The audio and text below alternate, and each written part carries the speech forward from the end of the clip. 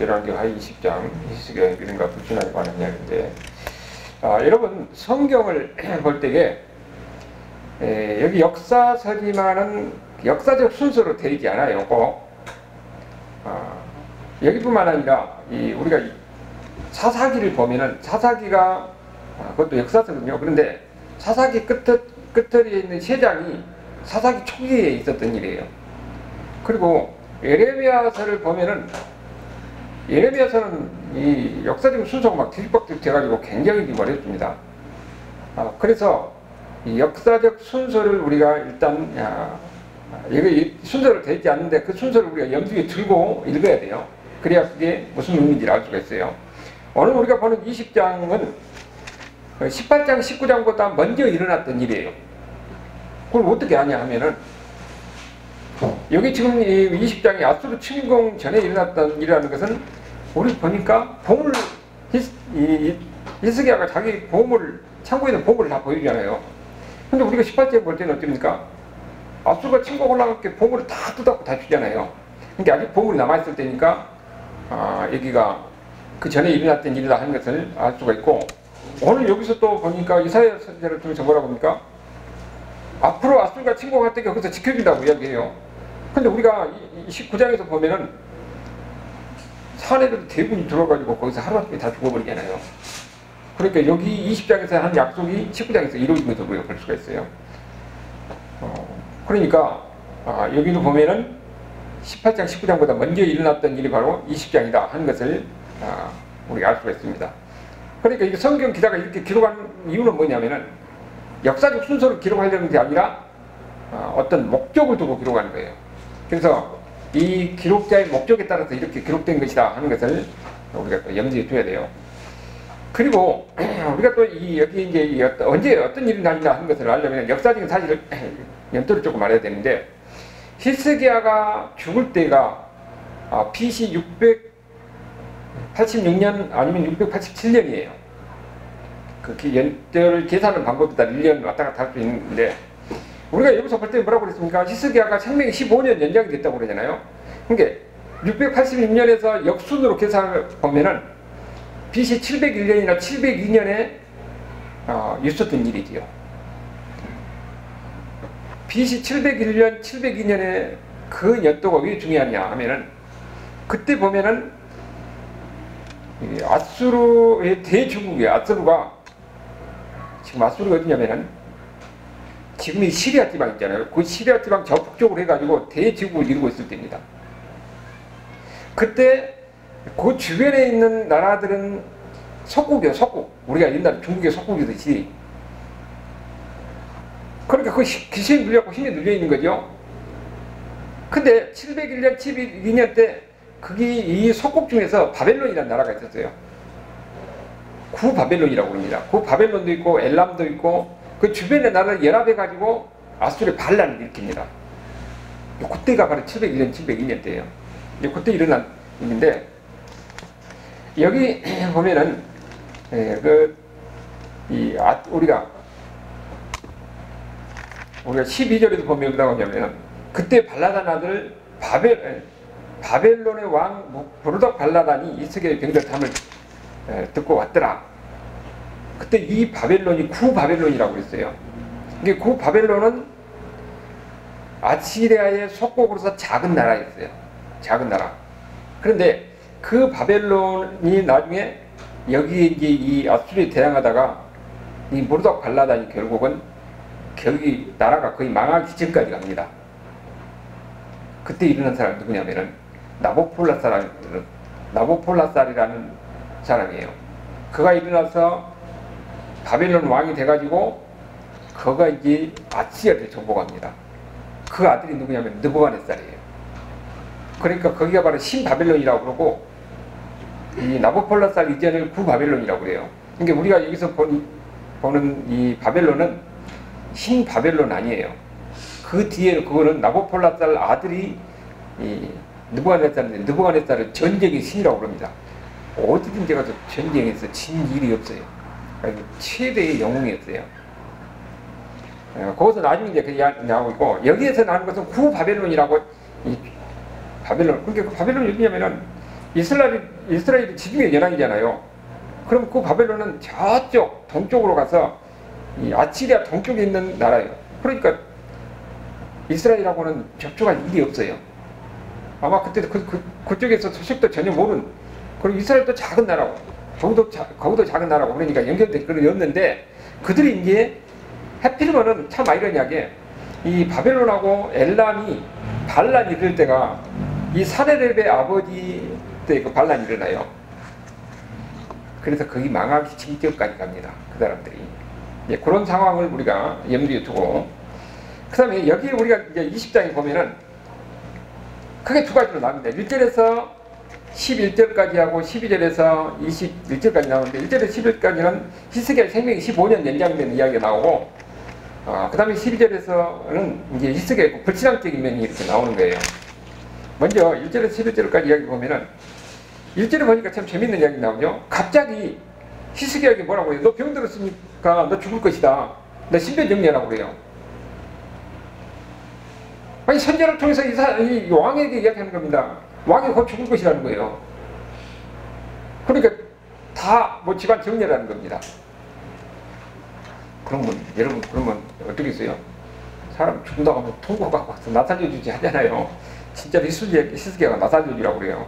그냥 2절 3절 보니까 낯을 벽으로 향하고 기도하여 이르되 여호와여 구하오니 내가 진실과 진심으로 주 앞에 행하며 주께서 보시기에 선하게 행한 것을 기억하옵소서. 이게 히스기야 기도 보면 뭐라고 그래요? 지금 어떻게 기도합니까? 내가 진실과 전심으로 주 앞에 행하고, 이것도 기억해 달라는 거죠. 그리고 내가 하나님 앞에 선하게 행한 것을 기억하옵소서. 이 말은 뭡니까? 하나님, 내가 하나님 잘 섬겼지 않습니까? 내가 하나님 앞에 착한 일 하지 않았습니까? 나 살려주세요. 그 이야기를 하고 있어요. 여러분, 이것이요, 우리가 기도할 때에 어떻게 기도해야 되는가 하는 것을 우리가 잘 가르쳐 주는 거예요. 기도할 때 성경에 보면 여러 가지가 나오는데, 우리가 힘들고, 지금 이 관계는, 이것은 기도할 때 먼저 하나님과 나와 관계가 바르게 되었다는 것을 전제를 하는 겁니다. 여러분, 기도할 때요, 여러분이 만약에 죄를 짓고 회개하지 않고 하나님 기도하려고 해보세요. 기도가 막혀서 기도가 안 나옵니다. 그런데 내가 하나님 앞에 바르게 사는데 이렇게 어려움이 있으면 됩니까? 그때는 막 하나님 앞에 막 통곡하고 부르질 때도 막 기도가 막 나와요. 그거하고 똑같은 거예요. 어렵고 힘들 때에, 공부할 때에 이런 형식으로 기도하는 것을 우리에게 가르쳐 주는데, 그런 형식으로 기도하는 것이 시편 17편 1절 2절 내가 읽어드릴게요. 여호와여 의의 호소를 들으소서, 날의 부르짖 울부짖음에 주하소서, 거짓되지 아니한 입술에서 나오는 나의 기도의 귀를 기울이소서, 주께서 나를 판단하시며 주의 눈으로 공평함을 살피소서. 하나님, 나는 그래도 하나님 앞에 바르게 살려고 했습니다. 자기가 이 의인이라는 이런 이야기가 아니에요. 나는 그래도 하나님과 관계를 이루면서 바르게 살려고 노력했는데, 네 어려운 가운데서 하나님 앞에 울부짖으면서 나를 도와달라고 기도하는 겁니다. 여러분도 기도할 때 어떻게 기도했는데요? 그러니까 지혜를 짓는 사람은 하나님 앞에 기도가 안 돼요. 오직 하나님 말씀대로 살려고 바르게 산 사람들이 하나님 앞에 나 살려주시오, 나 도와주시오 이렇게 울부짖을 때 기도할 때에 기도가 잘 나오는 거, 하나님께서 그 기도를 들으신다는 것을 우리에게 보여준 겁니다. 그리고 10편 26편 1절에도 내가 나의 완전함을 행하였사오며, 이 말은 내가 완전하다 이런 말이 아니에요. 내가 완전하게 살려고 노력했다는 겁니다. 흔들리지 아니하고 여호와를 의지하옵사니 여호와의 나를 판단하소서. 그 6절에도 보면은 여호와여 나의 무지함으로 손을 씻고 주의 제단에 둔 사이며, 나 지혜 없다는 소리가 아닙니다. 지혜 안 지르려고 노력했다는 거예요. 감사의 소리를 들려주고 주의 귀한 모든 일을 말하리다. 여호와여 내가 주께 계신 집과 주의 영광이 머무는 곳을 사랑하오니, 영광이 머무는 것은 하나님의 임재잖아요. 내가 하나님의 백성으로서 하나님과 바른 관계를 위해서 죄를 안 지으려고 노력하면서 하나님을 바라보고 살았습니다. 내가 지금 힘들고 어려운 가운데 내 기도를 주시고 나를 도와주시옵소서. 여러분, 우리가 기도할 때 그렇게 기도하는 거예요. 나올 때 어떻게 한다고요? 하나님 나 살려주시죠. 근데 그 나 살려주시죠 기도가 어떻게 나오냐고요? 내가 하나님 앞에 바르게 살려고 할 때 그렇게 막 기도가 나온다는 겁니다. 그러니까 이거 우리에게 기도가 무엇인가 하는 것을 우리에게 잘 가르쳐 주는 거예요. 그런데 우리가 참 여기서 재밌는 것은, 아니 하나님은 왜 선지자를 통해서 이사야에게 너 죽을 것이다, 너 죽음 준비하라고 이렇게 이야기를 하냐는 거예요. 왜 갑자기 그럴까? 이것은 하나님이 히스기야의 반응을 요구하는 겁니다. 히스기야의 반응을. 여러분, 그럼 히스기야만 그럽니까? 우리에게 있는 환난은요, 하나님의 초청장이에요. 우리를 향한 하나님의 부르심입니다. 우리가 건강하고 많은 것을 가지고 있고 어려움 없으면 하나님 앞에 나옵니까? 안 나와요. 언제 나옵니까? 먹고 살기 힘들어요. 사실 우리나라도 이 해방 전후시대 때, 그 다음에 이제 그 어려울 때, 옛날에 그 청계철에 나오는 기도 영상을 보면은 아무것도 없는 가난한 엄마가 그렇게 막 처절하게 기도하는 모습이 영상으로 이렇게 나올 때 보면 힘들고 어려울 때에 하나님 앞에 매달릴 밖에 없어요. 어디 가서 사람한테 구할 수 있는 방법이 없으면 하나님 앞에 매달린 겁니다. 그것을 우리에게 지금 가르쳐준 거예요. 우리가 어려운 가운데 힘든 가운데 있다, 문제가 생겼다 그러면은 아, 하나님이 나를 부르시구나 그렇게 우리가 생각하고 하나님 앞에 나가서 막 매달리면서 울부짖고 그렇게 기도하는 겁니다. 그러니까 환난은, 고통은, 아픔은 나를 향한 하나님의 부르심이다. 우리가 그렇게 믿고 그렇게 기도하는 거예요. 히스기야가 이 어려움이 있으니까 자기는 너 죽을 것이다 정리해, 그러니까는 막 하나님 앞에 나서 울부짖고 왕이고 뭐고 최고 내가 살아야 되니까 그것을 하나님이 들었어요. 그래서 이사야에게 하나님이 응답을 줍니다. 이사야가 성전에 들어가기 전에 하나님의 말씀이 임해서 하나님이 완전히 이제 태도가 바꿔져요. 5절에 보니까 뭐라고 합니까? 너는 돌아가서 내 백성의 주권자 히스기야에게, 완전히 이제 사랑의 언어가 들어가잖아요. 자기가 사랑하는 왕 히스기야가 하나님 앞에 나와서 체면 불구하고 낮아지시 하고 기도하니까 선지자를 통해서 이제 하나님 말씀이에요. 내 백성의 주권자 히스기야에게 이를 왕의 조상 다윗의 하나님 여호와의 말씀이 내가 내 기도를 들었고 내 눈물을 보았다. 여러분이 기도하고 눈물을 띠고 하나님이 본 겁니다. 그리고 내가 너를 낫게 하리니 내가 3일 만에 여호와의 성전에 올라갔고, 이미 죽을 병 걸렸는데 3일 만에 일어나가지고 성전에 간다는 겁니다. 그리고 내 나를 15년을 더 연장하는 겁니다. 생명을 15년 더 살게 해준다는 거죠. 그리고 이 성을 앗수르 손에서 구원하고 내가 나를 위하고 또 내 종 다윗을 위함으로 이 성을 부하리라. 다윗의 언약의 근거에서 내가 이 성을 지켜주겠다. 그러니까 아마 이걸 보면은 히스기야가 다윗의 언약의 근거에서 하나님 앞에 매달리고 기도했던 것 같아요. 그러니까 히스기야의 기도가 자세히는 안 나왔지만은 여기 하나님이 응답하는 것도 보고 우리가 알 수가 있죠. 그래서 이렇게 구했는데 하나님이 생명도 연장해주고 성도 지켜주고 병도 낫게 해주고 뭐 이런 일이 응답이 좀 사실에서 유교까지 있는 것을 우리가 볼 수가 있어요. 그래서 나중에 이렇게 실제로 봅니까? 실제로 병이 나는 과정이 나오죠. 이사야가 그래서 모압과 반죽을 가져오라 해서 무리가 가져다가 상처를 붙였더니 나왔더라.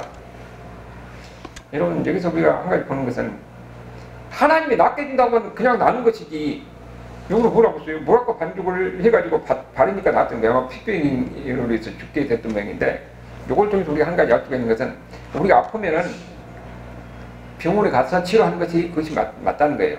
근데 궁극적으로 낫게 하신 분은 하나님이세요. 그러니까 우리가 기도하면서 나 하나님 낫게 하고 아무것도 안 가는 것은 하나님이 심한 것이에요. 뭐 병원에 가서 나올 수 없으면 방법이 없으면 하나님 앞에 매달린 거지요.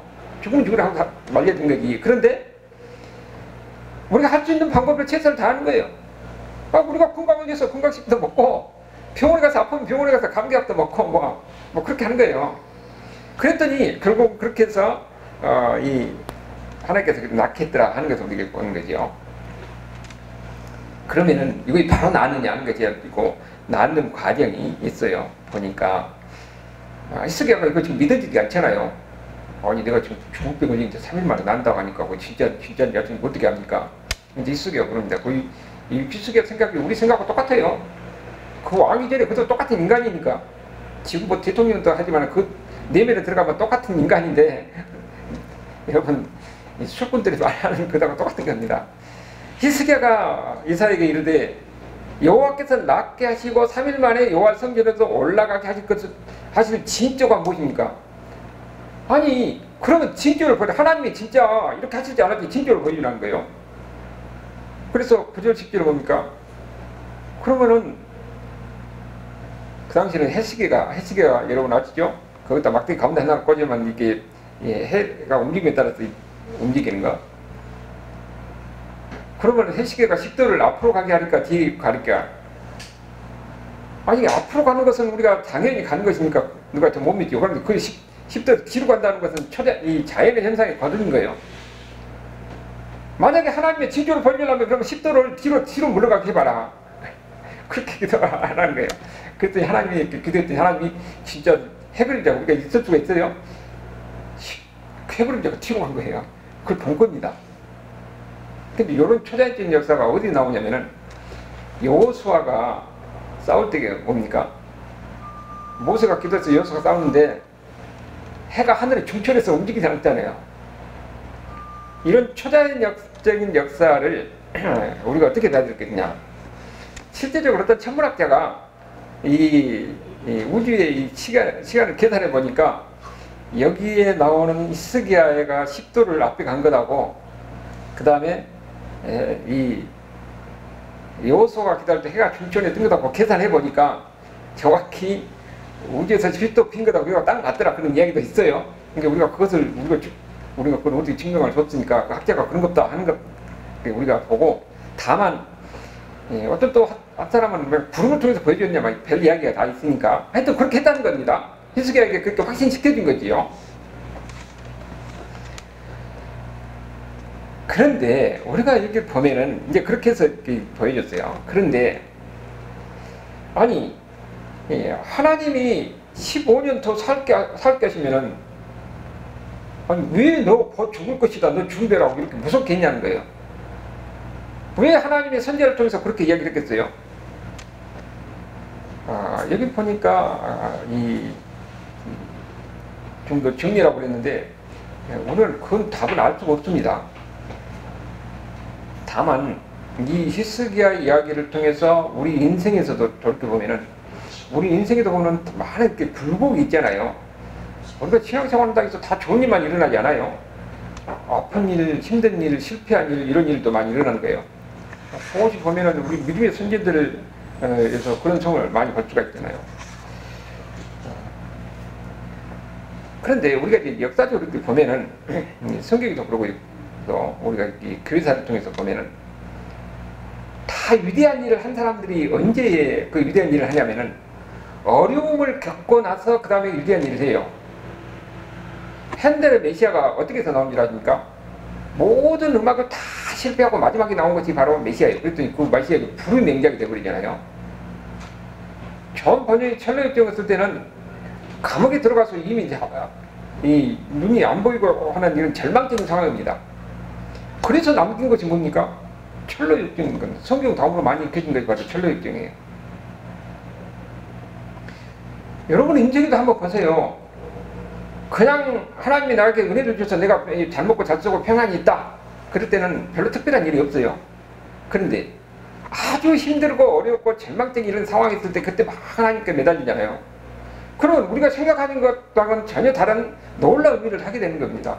그러니까 여기에 본 놀라운 하나님의 섭리가 있는 겁니다. 그러니까 우리는 항상 뭘 봐야 되냐면은 내가 지금 하나님을 잘 섬기고 있는데 이렇게 어렵고 힘든 일이 있다 할 때는 하나님이 나에게 무슨 뜻이 있구나.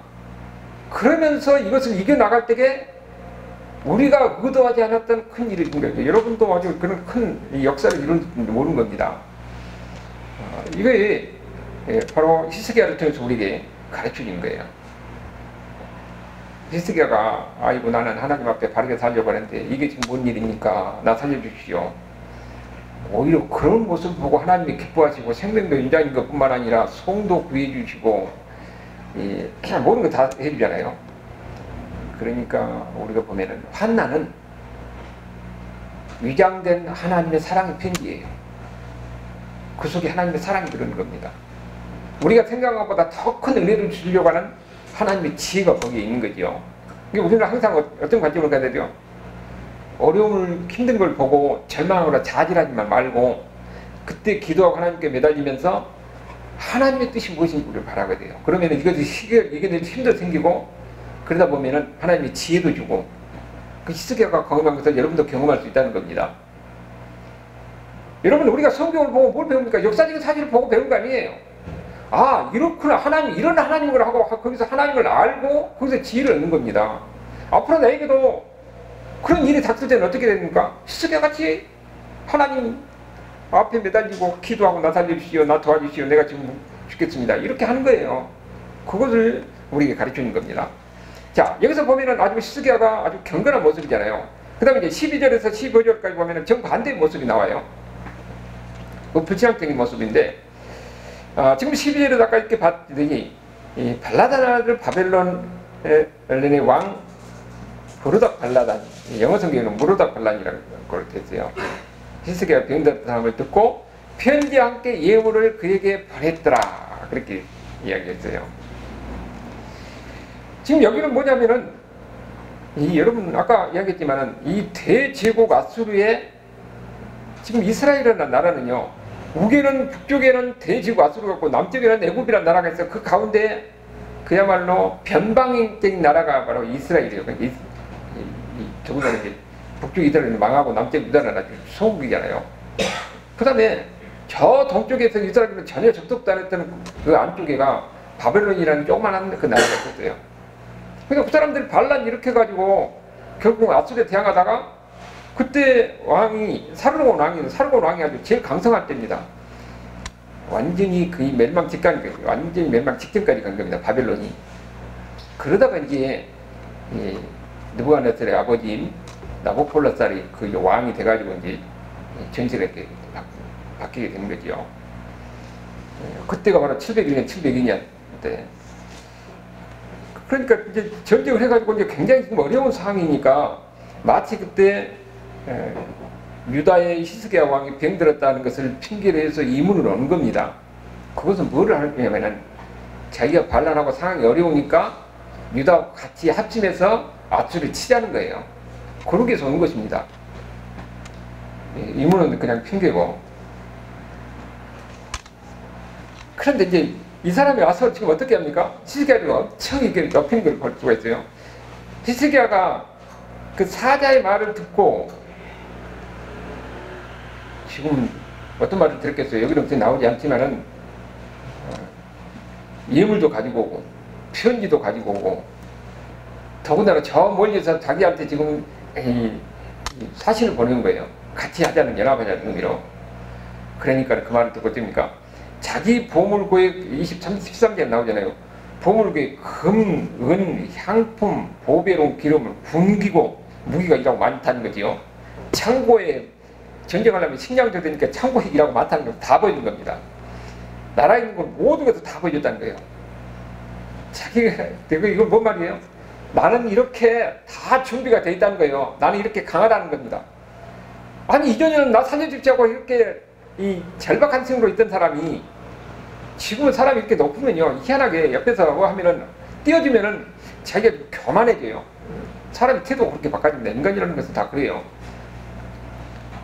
완전히 히스기야가 붕떠 있는 이런 상황이에요. 그렇게 이 상황을 지금 이사야의 선자의 귀에 들어간 거예요. 이사야 선자가 볼 때 뭐가 좀 이상한 거예요. 지금 사신이 와가지고 이렇게 이야기하니까 마음이 붕 떠가지고 내가 다 보여주면서 나 이렇게 준비되어 있다, 나 이렇게 힘이 있다 하는 것도 이라고 기고만장하는 것을 이사야가 영감으로서 듣고는 아 이거 좀 문제가 있구나 하고 이제 갑자기 이제 왕에게 찾아간 거예요. 그 14절 15절에 나오죠. 이사야가 히스기야 왕에게 나가서 이르되 이 사람들이 무슨 말을 하였으면 어디서 왔는가 물어봐요. 그러니까 저 먼 지방 바벨론에서 나왔다고 이야기하죠. 그 사람이 와서 뭘 했냐? 그러니까 왕궁에서 있는 걸 아는 내 창고에 있는 걸 모르고 하나도 빠짐없이 다 보여줬다. 지금 히스기야는요. 이렇게 사람이 아둔하면 당하는 겁니다. 히스기야는 그래도 뛰어난 왕인데 거기까지는 미치지 못했던 거죠.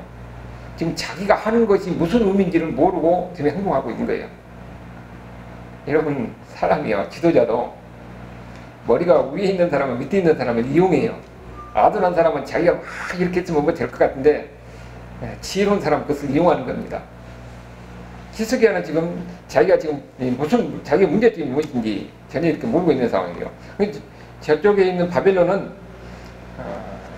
이렇게 해서 우리가 연대해서 대항하자 하는 것인데 히스기야는 그것을 지금 모르고 올려주니까는 내가 이거 붕 떠가지고 내가 이렇게 준비되어 있다. 아주 자기가 대단한 것을 이야기하는 거죠. 그랬더니 거기에 대해서 이사야가 이야기합니다. 16절 10절에 보니까 이사야가 히스기야에게 이르되 여호와의 말씀을 들으소서. 뭐라고 합니까? 무서운 말이에요. 왕궁의 모든 것과 왕의 조상들이 오늘까지 쌓아둔 것을 다 바벨론으로 옮겨갈 것이라는 거예요. 이것이 1차적으로는 아스레가 쳐들어오니까 그러니까 이미 성전에 있는 이 금 기둥까지 다 벗겨가지고 줬잖아요. 그래갖고 쳐들어오지 말라고. 근데 다 받고 나서 나중에 또 쳐들었어요. 그런데 이 압수르를 이은 나라가 바벨론이에요. 구바벨론, 신바벨론. 느부갓네살이 완전히 다 정복을 해가지고 여기 간 것이 다 어디가 있습니까? 바벨론으로 다 간 거예요. 그 다음에는 어떻게 됩니까? 망할 때에 이제는 성전 기물까지 다 느부갓네살이 다 뺏어가 버려요. 사람도 잡아가 버립니다. 이 사람을 잡아간 정도가 어느 정도 되냐? 18절 보니까 왕의 몸에서 날 아들 중에서 사로잡혀서 왕궁에서 환관이 되리라. 이미 왕자들도 그때 느부갓네살이 다 잡혀갑니다. 앞으로 이런 일이 일어날 것이라는 겁니다. 근데 이걸 히스기야가 어떻게 알아요? 나름대로 자기 만영 속에서 자기는 이렇게 대단한 사람이라고 그렇게 자랑했던 것이 나중에 그것이 결국은 이런 일이 진주라는 것을 보여주는 건데 우리가 잘 나갔을 때 조심해야 돼요. 우리가 이 말을 들은 히스기야도 참 재밌어요. 히스기야가 19절 보니까 이사야에게 이르되 당신이 전한 바 여호와의 말씀이 선합니다 하고 또 이르되 만일 내가 사는 날에 태평과 진실이 있었는지 어찌 선하지 않을까. 오늘 이 말 들으면 뭐가 들어요? 아니 내 후손들이 그렇게 당하든 말든 나는 지금 안 당하니까 그건 감사다. 이렇게도 우리가 해석할 수 있지만은 또 한편으로는 지금 아수르가 지금 대제국이 좀 강성할 때예요. 여차하면 지금 주변에 이 발라니께서 다 거의 그 나라가 망하기 징계가 있잖아요. 그러니까 지금 상황이 이태로운 상황인데 이사야를 통해서 지금은 안 망한다는 소리 듣고 그나마 감사하다는 겁니다. 이제 그렇게도 얘기를 해요. 우리가 여기서 이렇게 보면은 그것도 있는데 히스기야가 하는 그런 태도를 보면은 바벨론과 연합하면은 내가 저기 대제국 아수르를 대항할 수 있다. 근데 그것만이 아니라 그 당시에 이사야 선지자가 어떤 얘기를 하냐면은 이사야 31장에 보면은 거기 아수르를 애굽을 또 의지해요. 애굽을 의지한 것에 대해서 31장째 보니까 도움을 구하러 애굽으로 내려가는 자들은 화 있을진저 그들의 말을 의지하며 병거와 마음과 마병의 힘이 강함을 의지하고 이스라엘 거룩하신 여호와 하나님을 의지하지 않았더라. 이렇게 얘기하거든요. 하나님의 백성들은 어렵고 힘들 때에는 다른 걸 의지하고 하나님의 먼저 나와서 하나님 앞에 기도하고 하나님을 의지하는데 이런 히스기야 같이 그런 경건한 왕도 당장 상황이 어려울 때는 뭘 의지한다고요? 눈에 보이는 세력들을 의지하는 겁니다. 힘을 의지하는 거예요. 그러니까 선지자를 통해서 그렇게 하지 말라는 거지요. 그랬더니 왕이 실질적 당시에 어떻게 했다고요? 구바벨론과 연합해서 자기가 어떻게 안전을 지키려고 했고 애굽을 의지해서 아수르를 대항하려고 했고 그런 상황이었던 거죠. 그랬더니 그것이 잘못됐다고 이사야 선지자를 얘기한 겁니다. 사실 보면은 그런 상황에서는 아무리 대적하고 연합한들 아수르들은 대제국에 당해낼 수가 없는 겁니다. 우리 앞에 19장에서 봤을 때는 뭐 싸워서 이겼습니까? 하나님은 하루아침에 18만 5천이라는 대군을 다 하루아침에 어떻게 죽였는지 모르지만 다 죽여가지고 그래가지고 그들이 살았잖아요. 그러니까 하나님을 의지해야지. 하나님의 사람들이. 근데 우리도 마찬가지예요. 우리에게도 한 이야기입니다. 우리가 정말 절박한 상황, 어떤 대체 방법이 없을 때는 어떻게 된다고? 하나님 앞에 나와서 부르짖고 매달리고 하나님께 구해야 되니까 그것을 우리에게 보여준 거예요. 여기 보면은 참 재밌는 것은 우리가 1절에서 12절까지는 상황이 지니까 자기가 죽게 되니까 하나님 앞에 나와서 나 살려주세요 했잖아요. 어렵고 힘들 때는 하나님 앞에서 절박한 심정으로 매달리고 그런 가운데서 그들의 신앙의 모습이 드러났어요. 그런데 12절에서는 이제는 바벨론에서 사신까지 오고 아주 지켜주고 하니까 자기가 붕 떠가지고 지금 어떻게 됐습니까? 평안할 때 신앙이 완전히 다른 모습이에요. 이게 앞부분하고 뒷부분하고 신앙이 전혀 대비되는 모습을 우리가 볼 수가 있어요. 근데 이것이 히스기야뿐만 아니라 모든 사람들이 마찬가지입니다.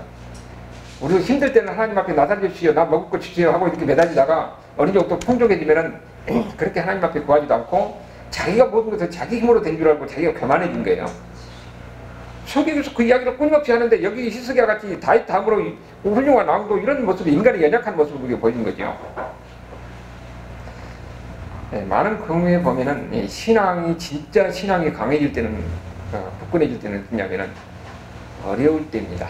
힘들 때, 병들었을 때, 아플 때, 내가 어떻게 할 방법이 없을 때, 그때 막 하나님 앞에 막 매달리고 기도하고 아주 대단한 신앙인같이 이렇게 보여요. 그리고 또 그런 실질적으로 그렇고, 그리고 어느 정도 이제 여유가 생기면은 그 다음에는 항상 희한하게 사람은 넘어집니다. 물질에 넘어지고 뭐 여자에 넘어지고. 이 교회도요, 큰 교회에서 처음에 힘들 때 열심히 하다가 나중에는 물질적인 박승희 목사님 벤틀리 타고 다닌다는데 좀 내가 큰 일을 한 번 이야기해서 죄송하지만은 인간이라는 것은 왕도 마찬가지고 지금도 목사도 마찬가지고 평안하고 뭐 가지면은 교만해져요. 요즘 뭐 MBC 방송에 보니까 김사모 목사님 딱 출근하면 옆에 경호원들이 막 나오고 막 마이크로 나오고 나는 자전거로 심씨를 집에서 여기까지 심씨 다니느라고 힘드는데 거기는 경호원들이 대동하고 여러분 목회자가 그래서 쓰겠어요? 자기가 완전히 섬기는 사람이 돼야 되니 그걸 방송 다른 지금도 유튜브에 계속 올라와 있어요. 인간의 그것도 뭡니까? 교만이에요. 사실은 배가 부르니까 교만해진 겁니다. 하나님 그 기뻐하겠어요? 그 다음에 여기 이제 20절에 보면은 이제 후기가 나오는데 히스기야의 남은 사적과 그의 모든 업적과 조소지와 수도 만들어 물을 성 안으로 끌어들인 일은 유대 역사지략에 기록되어야 합니다. 그랬는데 요 이야기가 뭐냐면은 지금 이 다음에 아수르가 침략을 합니다. 성전을 포위하고 그 전에 어떻게 대비를 했느냐. 원래 예루살렘 성은 시온산 꼭대기에 있으니까 물이 없어요. 근데 물을 어디서 끌어오냐면은 그 예루살렘 성 밖에 있는 기온섬이라는 데서 물을 끌어다가 썼어요. 근데 예루살렘 만약에 전쟁해갖고 포기해버리면은 그 기온상에서 물을 못 들으면은 기온섬에서 물을 못 들으면은 그거 사람 죽습니다. 그러니까 히스기야가 그걸 대비하는 겁니다. 그 대비를 어떻게 했냐. 예루살렘 성 밖에 있는 기온섬에서 수로를 만드는데 그것이 예루살렘 성 안에 실로암까지 물을 뚫어요. 뚫는데 어떻게 뚫냐? 바위를 뚫습니다. 그래서 논란이 있어요. 거의 자연 동굴이냐 아니면 히스기야가 그때 뚫었느냐. 여기 성경에는 바로 히스기야가 뚫었다고 그랬죠. 근데 그 길이가 540m 바위를 뚫습니다. 바위를 2m 되는 깊이로. 양쪽에서 들어가는데 딱 만나는 지점이 기가 막히게 맞아가지고 거기에는 딱 한 사람이 이렇게 딱 비켜갈 정도로 이렇게 돼 있어요. 그 밑에는 물이 줄줄줄 흐릅니다. 그리고 만약에 낙차가 크면은 물속에 남는 그 포위하고 그 사람들 포위하면서 몇 달이고 몇 년이고 포위하는데 이게 30cm 정도 돼가지고 물소리가 안 나게끔 물이 실로암까지 흐르게 하고 기온샘을 딱 막아버려요. 그러면 포위하고 있어도 그 사람 물이 없으니까 거기도 어떻게 됐어요? 그들은 물을 찾아서 이게 엄청난 고생을 해야 되지요. 근데 거기에 예루살렘 안에는 실로암에서 물이 아주 넘쳐나는 겁니다. 이 일을 히스기야가 했다는 겁니다. 기적 같은 일을 하는 거죠. 엄청난 일을 하는 겁니다. 그래서 지금도 성지 순례 가면은 거기를 많이 다 가요. 우리가 여기 보면은 지금 히스기야가 참 하나님 앞에서 온전한 왕이었어요. 다윗에게 하나님이 함께 하시면서 형통하더라 했는데 히스기야에게도 형통하겠더라 한 정도면 히스기야가 다윗 다음에 아주 위대한 왕이었습니다. 그러나 성경에 보니까 그도 완전한 왕이라고 나오는데 동시에 그도 불완전한 모습이 있더라 하는 것을 우리에게 보여준 거죠. 인간이니까. 여러분, 이 세상에 인간이 예수님 말고는 다 완전한 사람 없습니다. 다 나름대로 뭐가 성공하면 교만해지기가 쉬워요. 목사도 보니까 가서 막 무슨 뭐 경호를 하고 막 무전기하고 목사님 말씀하고 이렇게 하잖아요. 그 희석이가 나중에 이런 불치한적인 모습으로 똑같은 거예요. 인간의 한계. 그래서 우리는 완전하신 예수님을 우리가 기다릴 수밖에 없는 거죠. 여러분도 만약에 어느 정도 여유 생기면은 교만하기 쉬우니까 항상 하나님 앞에 겸손한 모습으로 하나님을 섬기고 의지하고 매달리는 은혜 안에 사는 저와 여러분 삶이 될 수 있기를 주님으로 축원합니다. 하나님 감사합니다.